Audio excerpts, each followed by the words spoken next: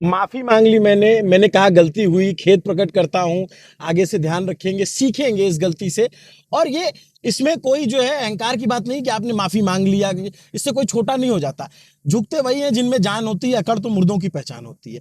लेकिन उसके बाद जिस तरीके का एक प्रोपोगंडा फटा पड़ा हुआ है, ये अभिनव पांडे है, न्यूज पेंच ऐसा वैसा फलाना ढिमाका। अरे मेरे भाई, मैं वहां पे था। ये कॉन्टेक्स्ट बता देता हूँ कि कॉन्टेक्स्ट ये है कि मैं बिहार में प्रशांत किशोर के जो जीत हुई उस चुनाव में उस कवरेज को कवर कर रहा था।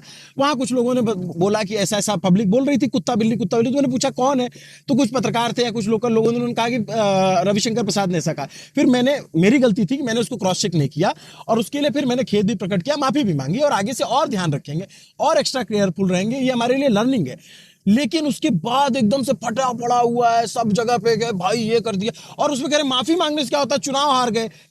अरे काउंटिंग के वक्त कहा था, उससे चुनाव कैसे प्रभावित हो सकता है भाई? जो लोग ये कह रहे हो, अपनी अकल बेच खाए हो, या कहीं किराए पे दे दिए हो, या मतलब एकदम गोबर भरा है दिमाग में।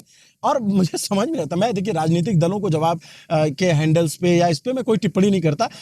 मुझे, मैं एक सिस्टम समझता हूँ, कौन लोग चला रहे हैं, कौन हैंडल चला रहा है, कौन ऑर्डर दे रहा है, और भी बहुत सारे लोग होते हैं, सब लोग उसमें इन्वॉल्व नहीं होते, अलग अलग। और मैं उससे भिड़ता, मेरा तरीका ही नहीं है। मैं किसी पार्टी के अगेंस्ट नहीं हूं, मैं किसी सरकार के अगेंस्ट नहीं, मैं इश्यूज पे बात करता हूं, मुद्दों पे बात करता हूं, और चाहे कोई भी सरकार हो, कोई भी पार्टी हो, तो उनके लिखने पढ़ने पे मैं कुछ नहीं। लेकिन अब जो दिहाड़ी मजदूर है, जिनको पैसा मिल रहा है, तो उनको कुछ तो काम कराना है।